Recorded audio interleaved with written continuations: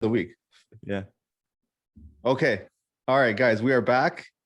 Our favorite part of the week, as Samir tells us, this is My episode favorite. 2, the favorite, episode 2 of Product Champs. I gotta enunciate. So just a quick recap and then we'll dive in. So this is a weekly, bi-weekly, periodic get together of a bunch of product friends. We're gonna break things down about product, about careers in product, about life, about what we're working on, all of it. That's us. Let's do some quick intros, then we'll jump back in. Avi? All right, I'm Avi. I'm a product manager at YouTube. Ahmad, product manager at a firm. Samir, I'm a product manager at Pinterest. DZ, PM at LinkedIn. By the way, just quick announcement for the pod. Samir, tell us about your new role, new title, new role, new company. Well, yes, between the two podcasts, I switched roles. I'm the head of ads quality at Pinterest. I thought we were not going to talk about this, but we are. Yes, we are. Well, Samir's VP of product. Outside of the podcast, I am the head of ads quality at Pinterest. We sent Samir on a recon project. Basically, every week he spends he does a new job at a new company and comes in with background. I was told, by the way, not to interrupt or to interrupt less. But if you guys make fun of me, I have to interrupt more. We're making fun of you. We'll come back. You guys. My question for you is: you're currently at a friend's house. What did you tell the friend? Yeah, well, my friend is 50% through podcast 1, so he is actually watching podcast 1. He's like, hurry up, make podcast 2. He could have watched live. He could have been our first live audience. Okay. He could have. I'm sure. Okay, I'm 100% sure we're gonna get questions about all the cool goodies you get as VP of product. I'm not the car, the driver, but no, none of this stuff. Let's get on with the content. Okay, we'll get on content. Okay, we'll get on the content. Yeah. Back to the normally scheduled event. Okay. Yeah. So lots of hot topics from last week. To quickly recap, last week we talked about why we're doing this. This used to be a conference room that became a Google chat, that became a weekly call, that became this. So it's us getting together, break things down. We talked about getting inherited versus getting hired. I think our net takeaway was we think a lot about hiring people, but in fact, you probably spend half your time inheriting people. So like the balance is way off. And then we had some cool takeaways. So that was last week. Now let's do this week. So one question that's come up a bunch, especially since we call this podcast Product Champs, the first thing we say we talk about is product management. A question that comes up, it came up like 5 times over the course of last week, is what is product and what do product managers do? Hot topic, controversial. Let's have at it. Let's hear some thoughts. Well, I would like to start by saying that we wanted to talk about a certain aspect of that question, right? Because there are books and courses and seminars and literature up the wazoo for what is product management. And I felt like whenever we talk about it, it's always the stuff that you can't find in those, traditional sources. You can't just Google it. So I think that's, our take is probably not comprehensive, but that's probably by design. Or maybe we get to the heart of it. The book is like 400 pages, right? Yeah. But like which 3 pages matter, But let's hear some thoughts. Put it. Let's Wait, did Ahmad just leave halfway? Okay. Totally BRB. Can't leave during the pod. Yeah, I don't know what's going on. It's okay. We'll discuss this. Avi, okay, so I have 2 thoughts here. One, I'm gonna steal from I went to film school, unlike most product managers, and I went to film school for film producing. And the head of the program had this interesting definition for what makes a film producer, and it was the person who causes the film to exist. And I think that I like stealing that for PMs, where I think PMs in essence are the people who cause products to exist. And it's very broad. And I think my second point relates to that, which is I think it depends where you are, right? A PM at a FANG company is going to be very different from a PM at a startup, and different from a PM in different contexts. Does that make sense? Yeah. Oh, actually, expand on that second point. So like, what would you characterize as the key product manager job at a FANG company versus a key product manager job at a startup, given what you just said in the beginning, which is the core idea is you cause it to exist, you cause it to come to life? So I think one of the biggest differences is at a FANG company or a bigger product-led or at least product sophisticated company, you're going to have a team around you, right? So you're going to have people who are filling in for the other roles. I'd say that's one of the biggest differences. Like your job as a PM becomes what other people are not doing to some degree. So if, early on in the team, you, for instance, don't have legal support, you may be doing some legal work as a PM to cause the product to exist and eventually hand that over. I think at a startup, you're not going to have that, right? By definition, it's all hands on deck, and your scope as a PM is going to be much, much wider. Okay. Like it. I love it. I love it. One take. Ahmad, same question. What's the product? What's a product manager? It's funny. There's so many different ways to answer this question because, I guess I hang out with a lot of people in a lot of different industries, and I don't know if you guys ever experienced this before, but someone asks you like, Avi, I mean, I guess you know this because you came from the film industry, but when someone asks you like, what's a product manager, what do they do? Depending on who they are and their depth of knowledge of the tech industry, you say like, one or the other things. So I was trying to figure out like, do I answer this? I'm going to answer this in like the PM view as opposed to like the small talk at a mixer type of view. But there was a manager that we all used to know, and I really don't like not being able to say names. Don't say, just tell us the story. You don't have to. But this, so we we went to a offsite. I think DZ, you were there. Avi, Okay. you may have been. But he said something that actually really stuck with me for a while. I liked his phrasing of it. Like he said, a product manager is responsible for product success. And the way I took that was, and he actually even added this, is like, if the product is successful, go find a new team, go on vacation. Like, your job is to do nothing. But if your product needs, whatever, right? Better mocks, or like a better GTM strategy, or, how do you solve this technical problem? Like, you are on the hook for getting it over that hurdle to the next point.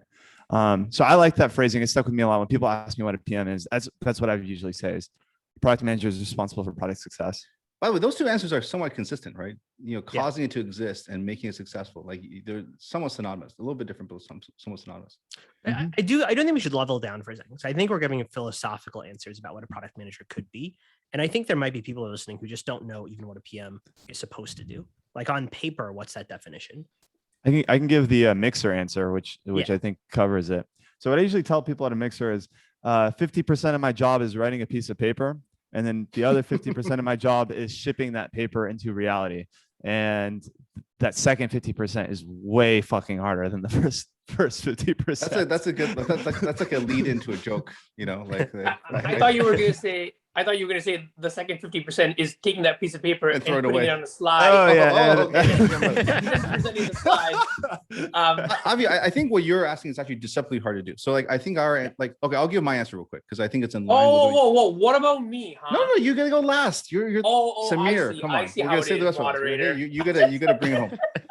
I'll carry on the thread, which is. So in line with what you guys are saying, making it exist and making it successful. So my view on this, by the way, has changed a lot the longer I work in this.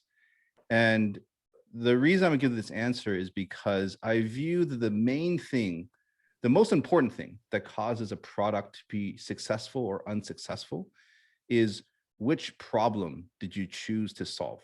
Mm-hmm. Right? So there's lots of things that can cause a product to fail or be successful or work or not work.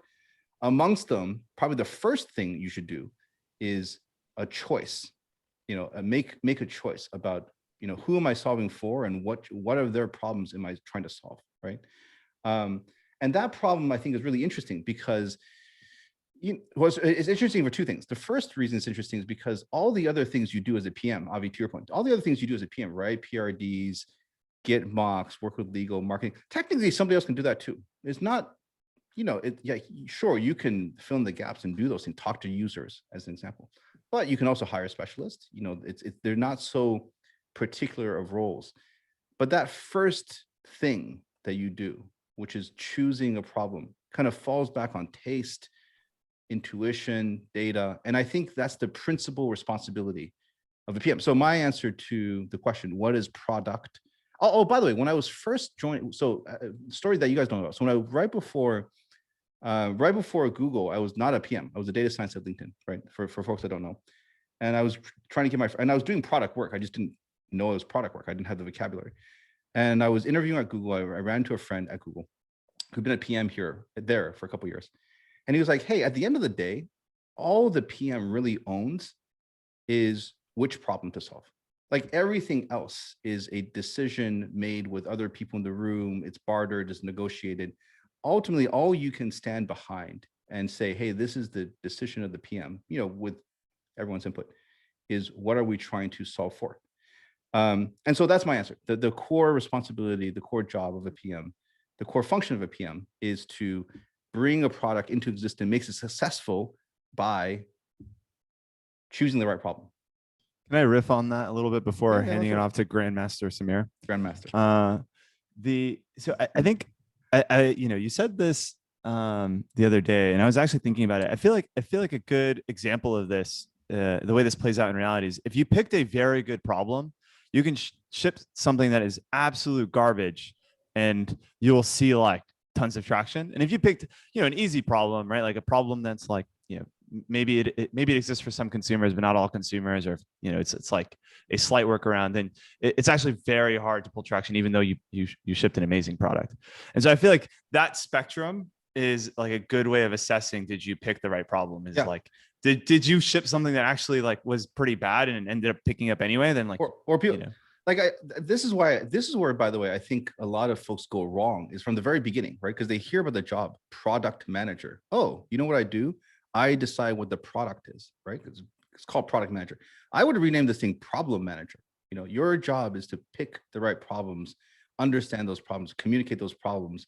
Yeah, you should be there, when you're talking to users and speccing it out, all this sort of thing. But like, if you don't do that first thing well, to your points, Ahmad, the rest of it will not matter. In fact, it'll be very frustrating. You'll spend so much time and effort. You'll build something awesome. You'll iterate, and then you'll discover nobody actually cares. Grandmaster. Oh, Avi. Well, one more thing before Grandmaster, which is I think, sorry, Samir.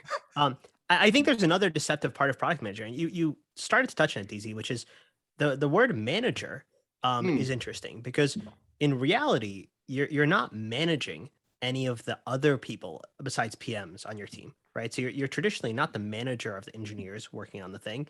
You're not managing the UXers and the designers.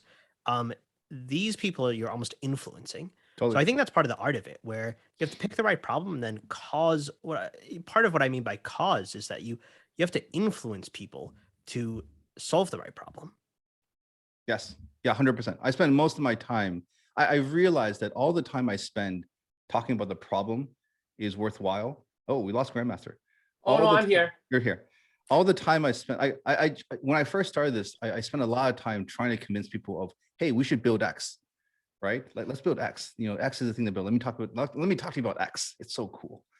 And I realized it was kind of a waste. The more I spend time with people, not even necessarily talking, like to your point, Avi, it's not just like, hey, Avi, I'm telling you, the problem is X. That's not the way to influence, right? The way to influence is like, hey, Avi, let's talk about this a little bit. Like, what do you see? What do I see? Let's talk about these people. What do you think is going on here? Oh, what did she say? Oh, she said that. Interesting. What do you think she really meant? It's like coming to the same realization about how the world works and what people care about. Then your job is done. Then you can walk away.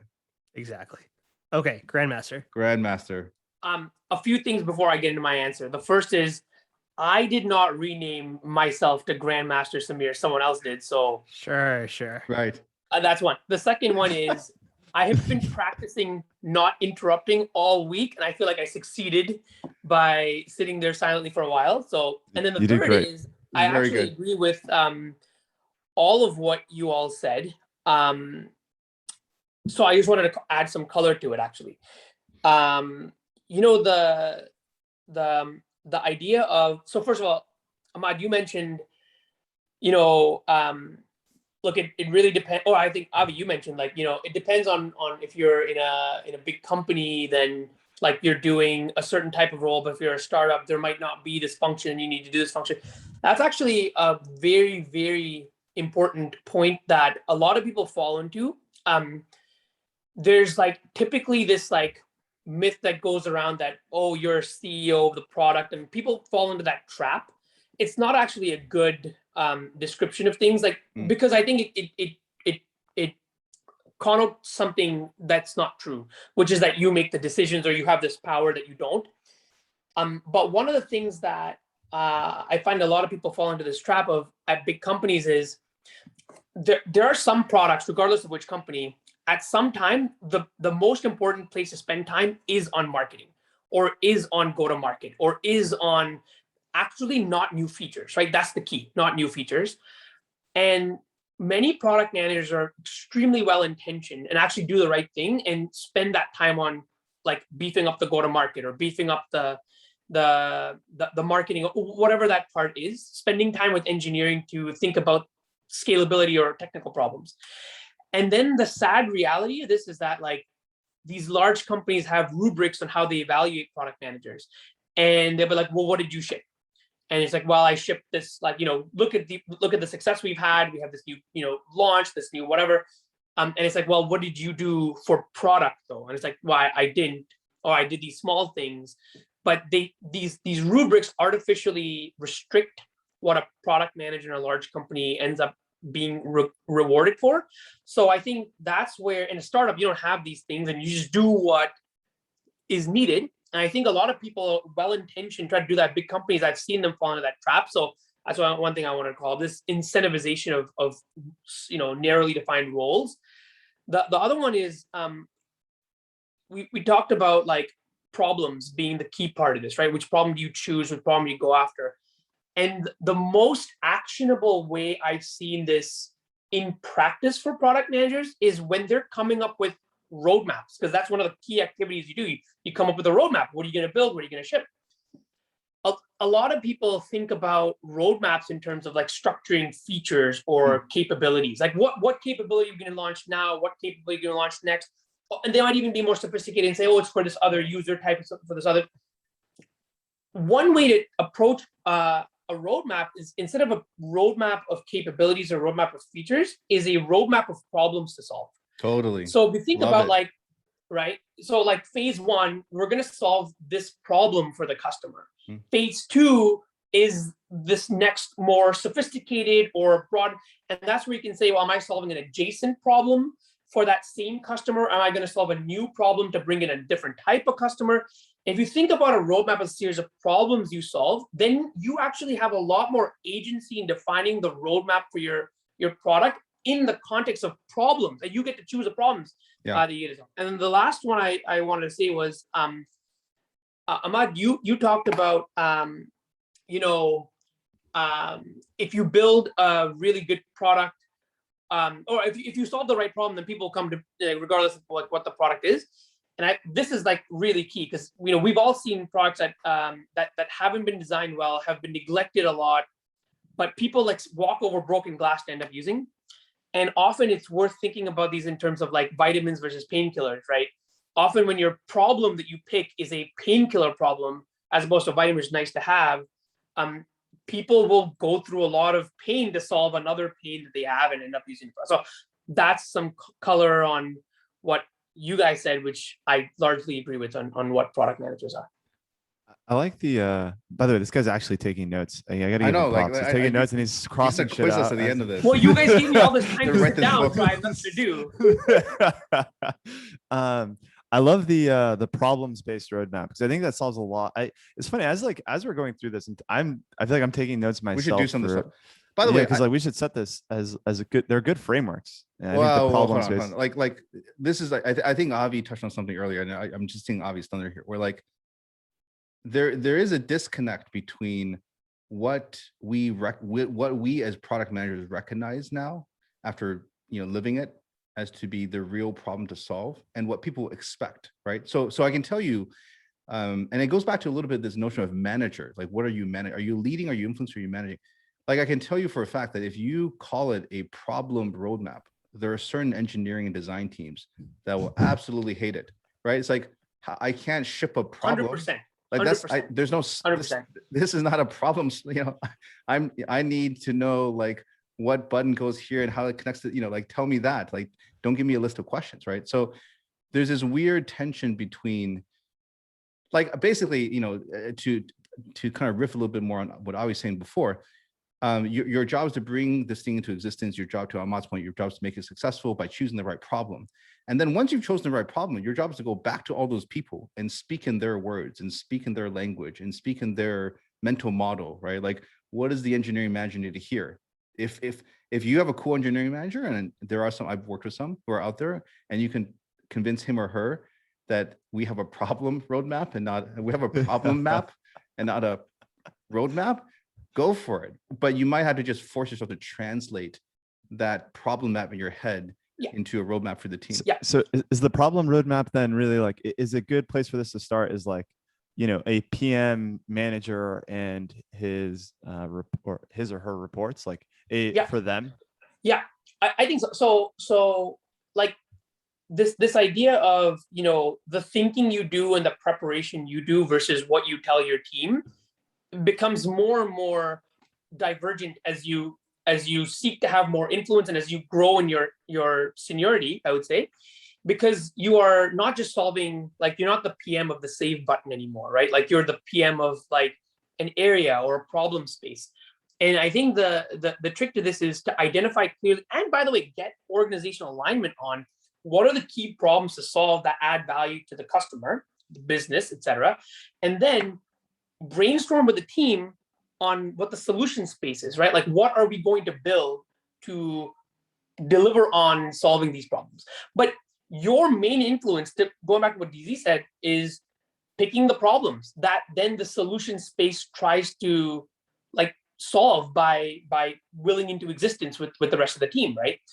And so that's how I think you can even have, like, tactically what I've done is, you know, just think about like phases as questions at the top, and then like what are we building to answer those questions, or what are we validating, right? That's okay. Or what are we validating? Like, exactly. We're gonna launch X to validate Y. That's okay. That's something that people can absolutely. Yeah. Okay, this is a great topic. So I mean, this is one of those like foundational topics. Actually, just for folks listening, we had a quick chat, you know, in our chat messaging thread, and we were thinking to ourselves, like, any answer or any question you can easily Google the answer for, we should not talk about. And so, you know, I think Samir was mentioning this at the beginning, like we're going to bias all of our discussions towards those things that we think in general are wrong, like the general purpose answer is incorrect, or when you Google it, you just don't find anything. You find, you know, noise. And we're going to focus our time there, which is a good segue to question number 2. And so this is something near and dear to my heart. I will say up front, this is something that most people, most product managers, most leaders rarely explicitly talk about. It's something we probably face routinely. It's probably something I thought about a lot. I know Samir's thought about this a lot. I know you guys have thought about this a lot. So the question is this: most of the time as a product manager, you can do things, you can lead decisions, you can do things such that it's good for the product, it's good for your team, it's good for yourself. Okay, like that's, you know, if you think about the hierarchy of, you know, human beings and needs around you, you're trying to do things that are advantageous for the product. When I say product, I mean the users of the product. I mean, there's, you know, the whole umbrella of the product. You can do things that are good for the product that are simultaneously good for the team, you know, the engineers, the designers, the marketers, yourself, the PMs behind it, and good for yourself, right? Most of the time, those 3 things are aligned. Sometimes they're not. Sometimes, unfortunately, you'll have to do something that's really good for the product. If you did X, it'd be really good for the product.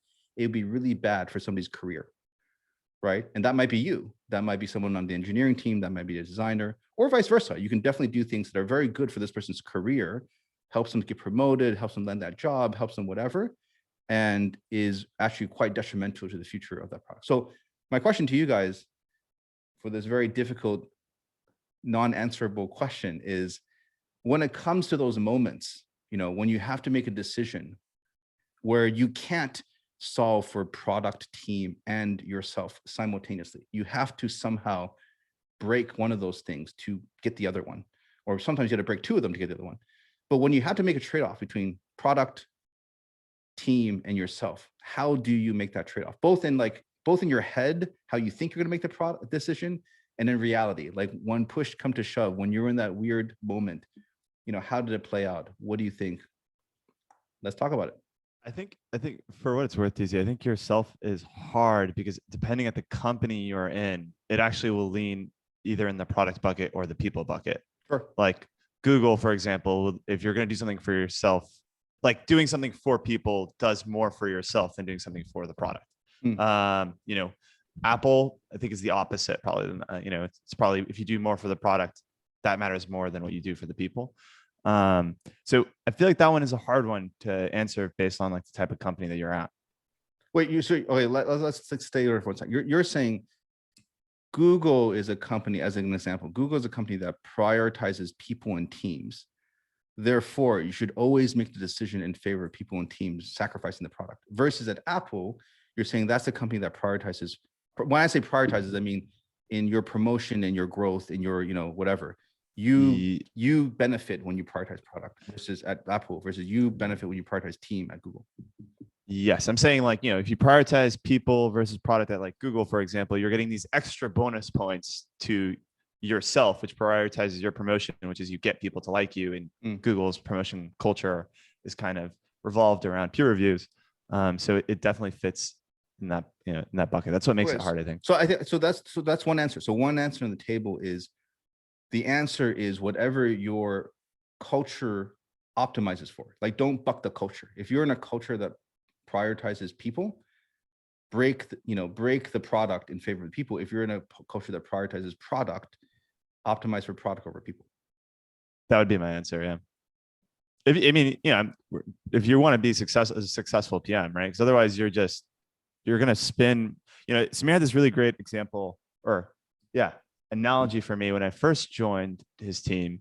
He said, you should view your job as a lever where on one side of the lever is the amount of work you put in, and on the other side of the lever is the amount that how much it sways. So how much change actually happens. And if you're going against the culture, you're going to be doing lots of effort for very little value.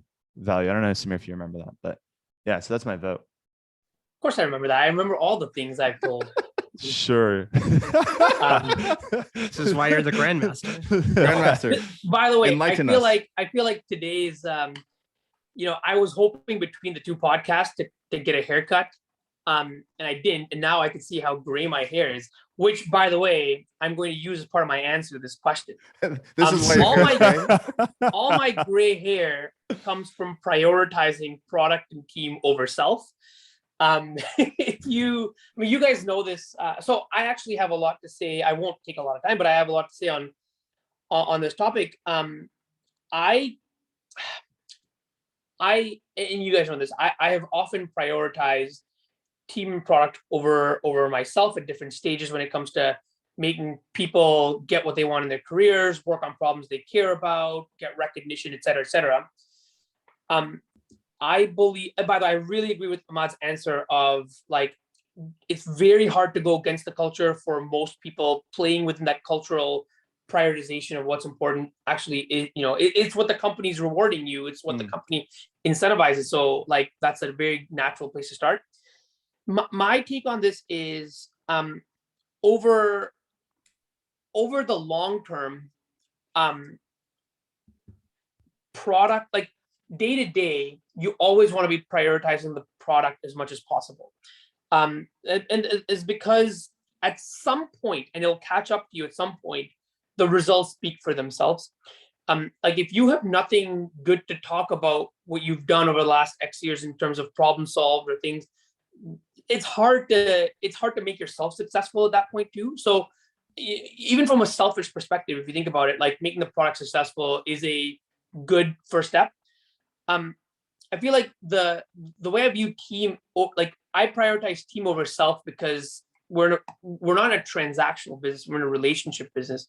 And the power of the team to me, like I'm never the smartest person in the room, I'm never the most, like, the one with the most creative ideas. The team is what's going to help you get the most successful product. And DZ, in one of your viral LinkedIn posts, you talked about there's some point where as a leader, you want to get the team to That's right. want to work with you, Yes. because that's what success is all about. And then my point about the self is this is like, my advice to a lot of people is, like, you own your career, you own managing your career. And a lot of people like forget this. And if you don't look up for yourself, no one will. So that's like, I think, or Actually, very few people will. Hey, can I jump in with one thing? Because I feel like we did. Yeah. I feel like for folks listening, all four of us actually know what we're talking about. In this case, Yeah. we have specific examples, but I think it's vague enough that I want to give an example of when this is in contradiction. Not to say this is the only example possible, but this is one. So one example of how this comes up relatively frequently, where you would prioritize the team, a team member, over the product, is, or you are highly certain that the right thing to do is to deprecate the product, right? Right. It no longer, the thesis has been disproven. Yeah. The team's like, so usually the scenario is like this: you've been working on it for 2 years. Some team has been working on it for 2 years, right? Slogging away, chipping away the problem. At some point, you come to a realization that they're working on the wrong problem, or they're approaching the wrong way. It doesn't need to exist. Yeah. So the right thing to do from a product perspective at that point, to clean it up, to create space and oxygen for other things, is to kill the product, right? Yeah. And the problem that comes up at that moment is usually that's very detrimental for the person's career, because they haven't been able to take it to that completion point. Right. Tech companies often reward a specific outcome, not just like, I was there for 2 years, but like, we shipped X, we delivered Y. And so what happens a lot is you choose to let it linger. You're like, okay, we need this man or woman, we really care about them. We want them to be successful. They've been working with us 2 years. We'll just let it go for another year, 2 years, right? Yeah. And that's an example where that's a really good prioritize point. team over That's product. a really good point. So that's one scenario to just keep in mind as we talk about. The one thing, the last thing I wanted to say about self, because I think a lot of people understand, is like, the moves you make where you prioritize yourself should be few and far between, but they need to be big moves. So I think if you're going to put yourself above the team and the product, make sure it's like a step function change, something that's worth it, because you should be taking care of yourself, but not, it's not a continuous optimization. It's a discrete step change that you should make from time to time. But that's just my advice. So I like that. I want to say two things, which is one, DZ, I think your example is interesting. I think it's also worth noting why it's the wrong decision for the PM to keep this going, to keep the project going. And I think it comes back to our previous discussion, which is the PM should always be solving the most important problem. And if at that point you know that this is not the most important problem, or in fact not a problem, you should stop trying to solve it. Whereas engineers are incentivized differently. And at some point, I think we should speak about like how people are incentivized differently, how PMs are incentivized, how engineers are incentivized, how designers are incentivized, et cetera. Avi, you're right, but DZ also has a point. And the distinction is, if you're like 2 years into the product and your promo cycle is 6 months away, then you're not going to, on a day-to-day real-time basis, pick the most important problem. You got to reach some natural conclusion before you move on. But then I think you're absolutely right, which is you got to switch to something that's worth it. Like staying on is the wrong answer.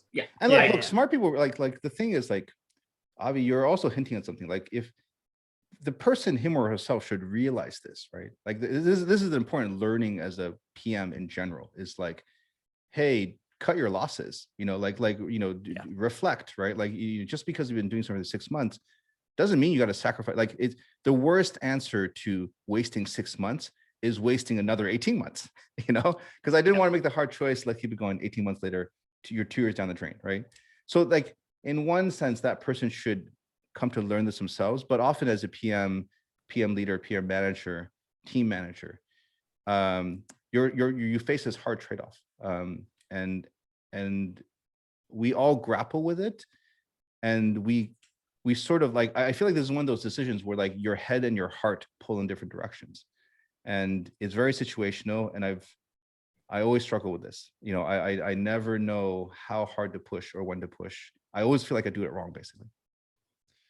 For what it's worth, I think DZ, I have an exact example actually of coming to you. I think let's say it was some point in 2019, and I was like, DZ, there is this team working on this. They've been doing this for 2 years. Yeah. No one wants this thing. Right. Their launch timelines are still 12 months out. Yes. We Always could 12 months, right? Every 12 months, 12 more months, right? Yeah, it's like 12 more months. Hey, we're still learning something, you know. And I this really frustrated me because I was looking for engineers to solve a different problem. And you know, you had also just killed another problem. You had just killed the project. Now I don't know what this is anymore, actually. Yeah, I mean, you know, I can't say names, so that was your decision. But so it's a good decision, by the way. Good decision. Let's keep the decision.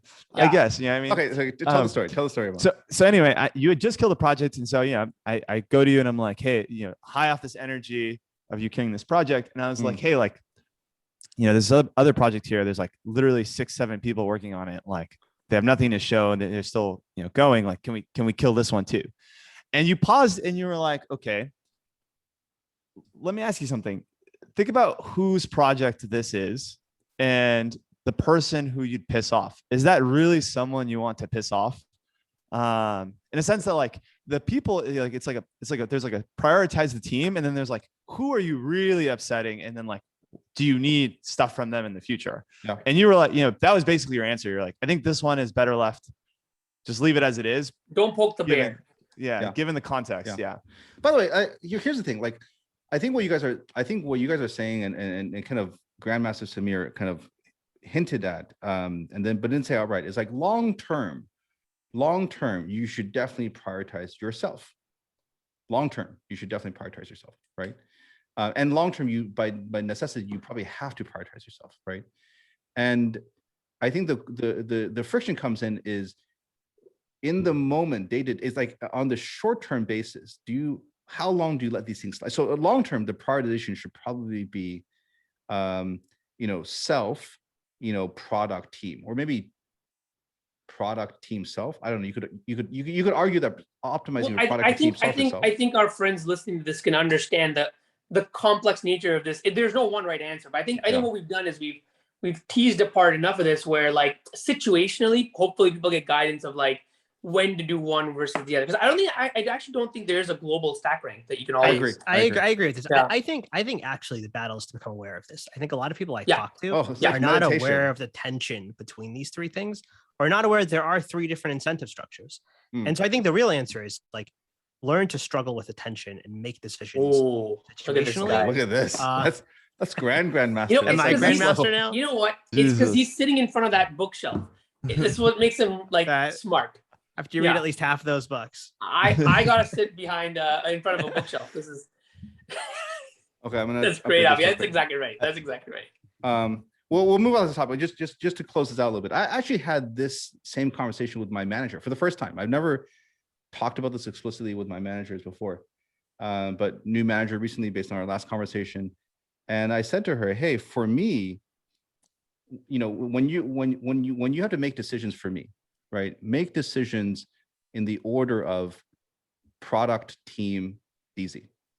And it kind of caught her off guard. First of all, I think it's the first time anyone's like sort of bluntly told her this, right? And had a conversation with her. But I think it also gets back to preference. Like, to be totally honest, I always know when I'm prioritizing something against the product and it feels bad. Like this is not good for the product. Yeah. You may have to stomach it. I mean, to Ahmad's story, you may have to just swallow that and say, hey, not now. This is not the time. We can't fight that.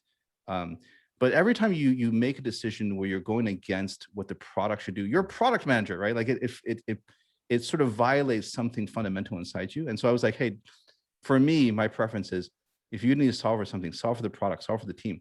I'll be happy if you do those 2 things. Don't worry about me. I'll land where I land. By the way, when that product flopped, foreshadowing, when that product ended up coming out and flopping, there was a whole retrospective, what could we have known in the past to prevent this whole thing? And I just had to stay silent during the entire process because I was like, jeeps. I think one thing I wanted to add was if one guiding principle I've had throughout my career, I don't think this is the right principle, but one guiding principle I've had throughout my career was, do I really care enough about this particular product decision to abandon a potential relationship with this person? Key Totally. question. Key question. That's Key question. GGGM Ahmad. Yeah, thanks guys. Because I feel like one of the thing, I feel like I'm still friends with a lot of people I worked with, and and I feel like a lot of those circumstances, it's not like with you guys. I think with you guys it's a little different, but like, with other people that I've worked with, I feel like I can go back and point to decisions where I was like, I let you have that one. And I'm glad I did, because, now we're still connecting, even though like I left that company like 5 years ago, whatever it might be. So anyway. Yeah, that's true. Like this really is a long-term game with long-term people. That's like, who's quoted? That's like a Naval quote or something. Yeah, but you're right. So that's why the tension comes in, right? Because like, if you're playing that game, you should optimize for the people, which is team. Oh, tough one, big one. I'm glad we started that conversation. This is something. This is generally something I feel like, I don't know why people don't talk about it. Maybe just too uncomfortable. Maybe it's too hard of a problem. It is. I think it requires also a level of nuance and different experiences to get the full conversation out, because people experience different orderings and then they have realizations about what worked and what didn't work. It's a tough topic. Yeah. By the way, DZ, can I just say, you're being a great a moderator, man. This is great. Like, thank you. Yeah, it's amazing. I just realized that I just have to sit here and answer, but you're doing all the hard work. This is. Can we give him a round of applause, guys? Thank you, guys. I appreciate that. 100%. Appreciate it. This is. Thank you. Okay. He's not even being paid more than us. This is amazing. He's doing this for free. Oh, you don't know. More than us? Are we getting paid? We already signed the book. We're not. Okay, guys. Grandmaster Avi, we gotta all break in 15 minutes. So let's not start a new topic. I realize that we're better off spending more time on fewer topics. So let's not start a new topic. I do like our tradition, which we really just did off the cuff, by the way. It wasn't pre-planned, but our tradition of spending the last 10 minutes just doing a few carve-outs, just talking about what's top of mind. What have you been thinking about? What's been top of mind for you? What's been bouncing around your head? So let's keep that tradition going, and let's hear from each of us about like, what is that thing you can't get out of your head? Avi, go.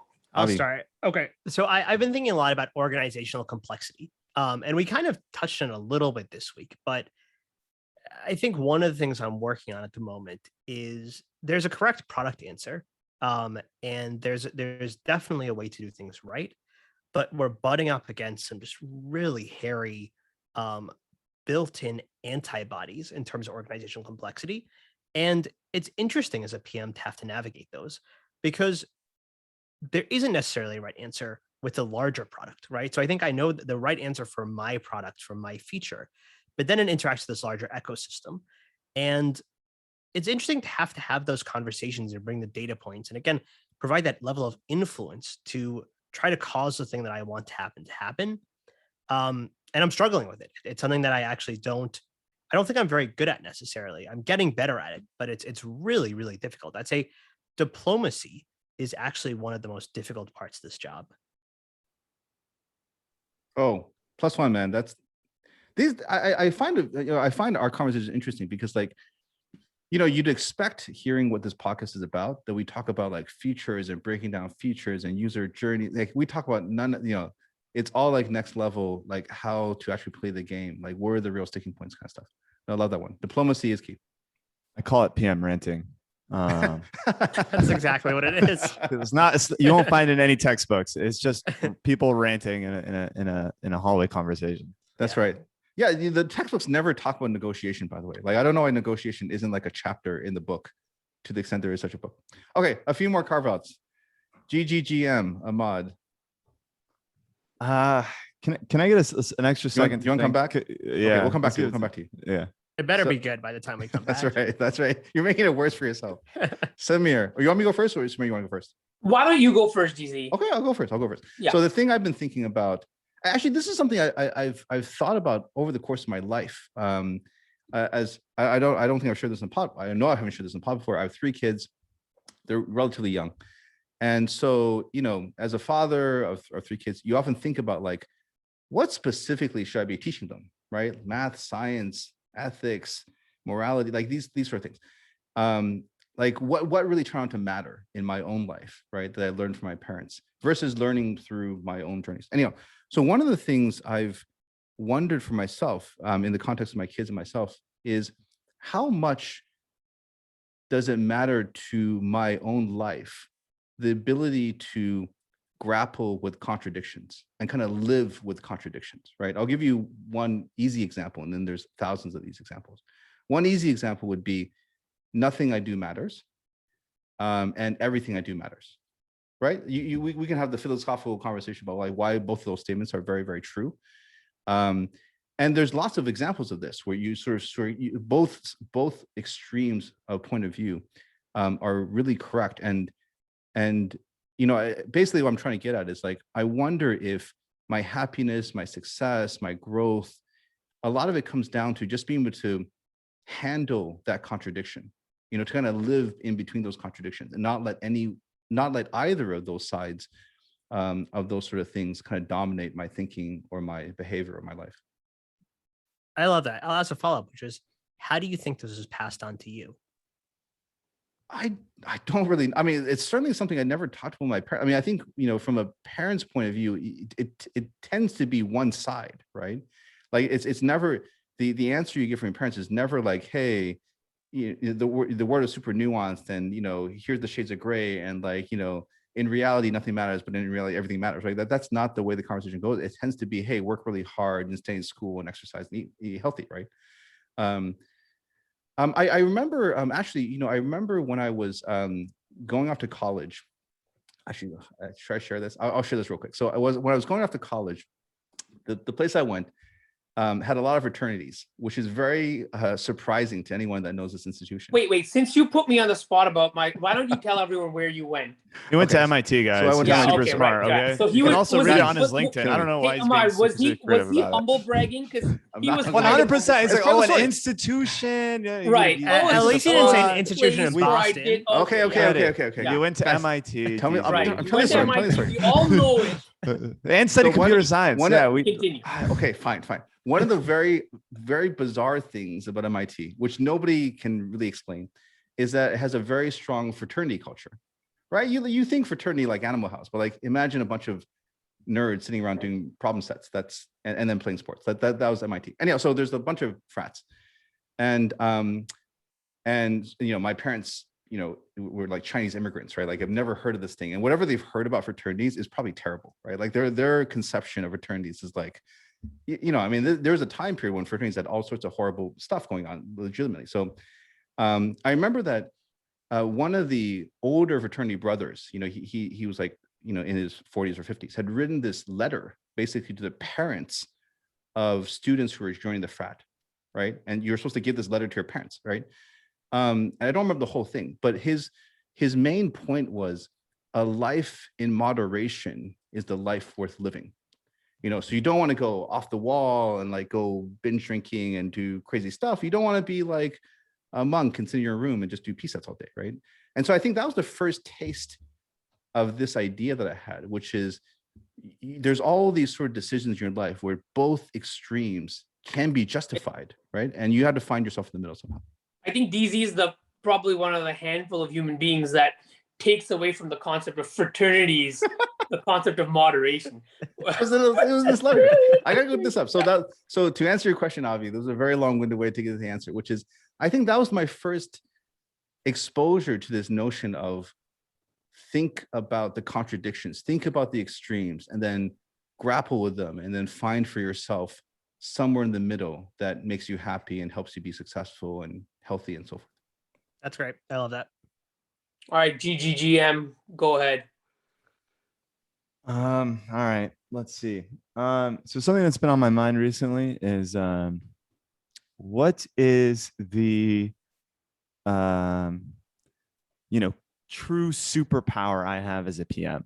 Ooh. Right? Like of the skill sets that I've got, like what is my like true superpower and how do I get better at harnessing it?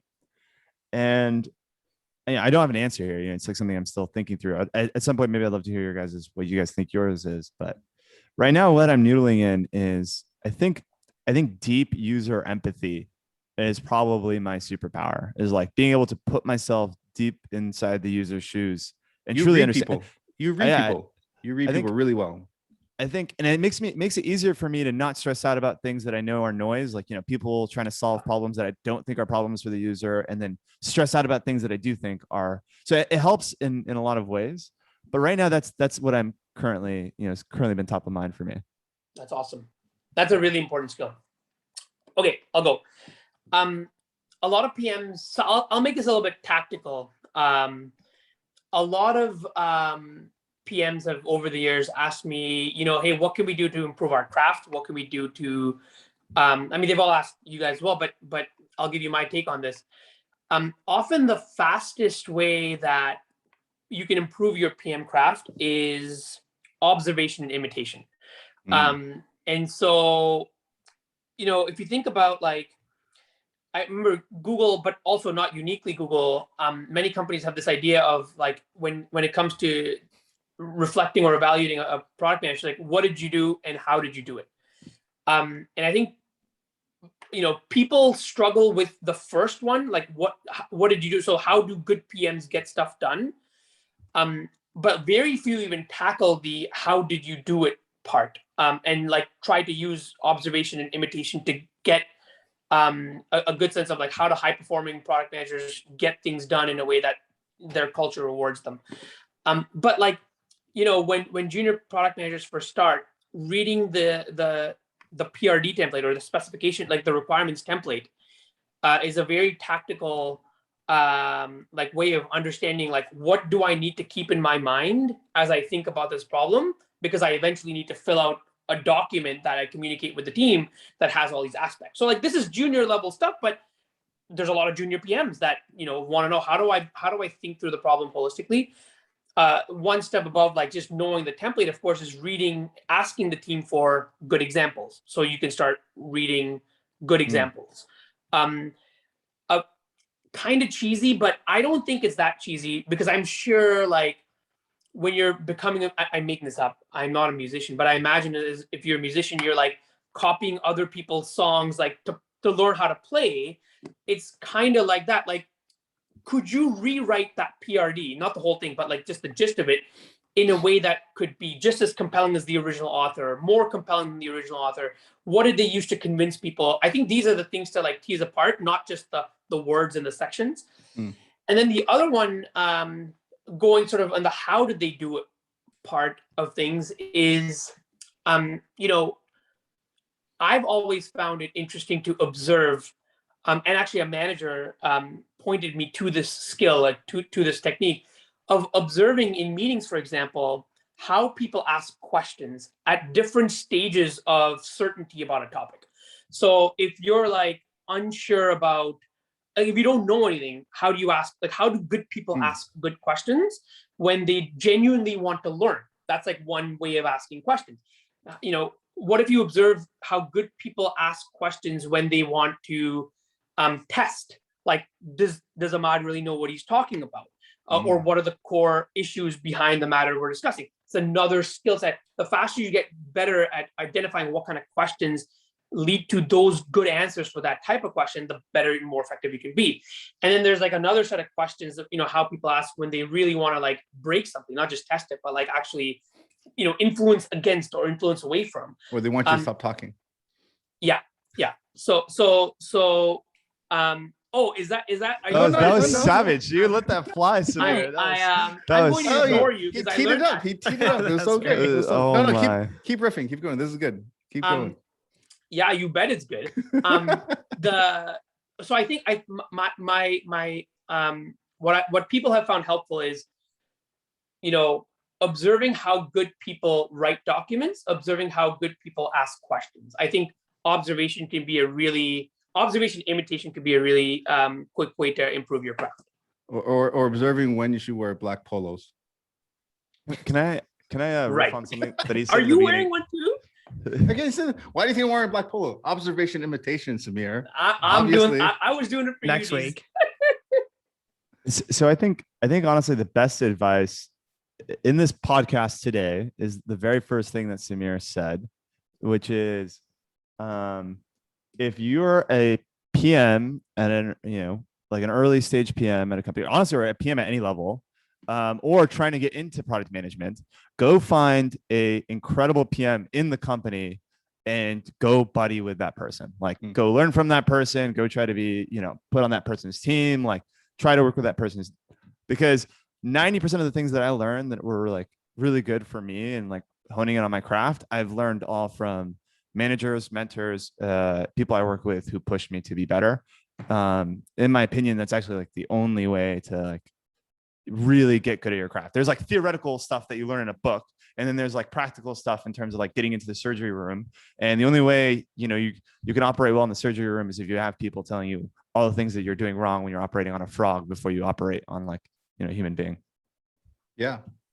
Plus, hence why we're doing this podcast, right? Full circle. Okay. Avi, did you want to say something? No. This is great. Okay, this is awesome. Full circle. Okay, guys, a lot of fun as always. Podcast number 2 in the books. See you guys next week. All right. Let's See do you guys it. next week. Okay. Bye. See you guys. Bye.